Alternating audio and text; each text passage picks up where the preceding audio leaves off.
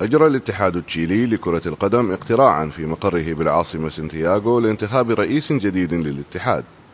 يجدر بالذكر أن الرئيس السابق للاتحاد سيرخيو هادو استقال من منصبه شهر تشرين الثاني نوفمبر الماضي، وسلم نفسه للسلطات الأمريكية التي حققت في فضائح الرشاوي في الاتحاد الدولي الفيفا. التشيلي فلسطيني الأصل أرتورو صلاح، وهو الرئيس السابق لفريق كولو كولو، تم انتخابه رئيسا جديدا للاتحاد بعد حصوله على 28 صوتا مقابل 16 صوتا لخصمه بابلو ميلاد. وقد شاركت في الاقتراع أندية الدرجة الأولى والثانية بتشيلي.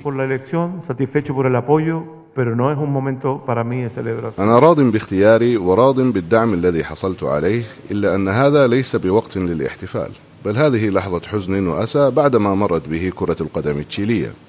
وقد وضعنا هذا الوضع على طاولة البحث، ونأمل أن يتم بحثه بدعم من كل من الأندية، وآمل أن يشارك الجميع سواء أولئك الذين أدلوا بأصواتهم أو لم يدلوا بأصواتهم. ونحن بحاجة لمجابهة هذا الوضع الصعب، ونأمل أن نغير هذا الوضع في فترة قصيرة.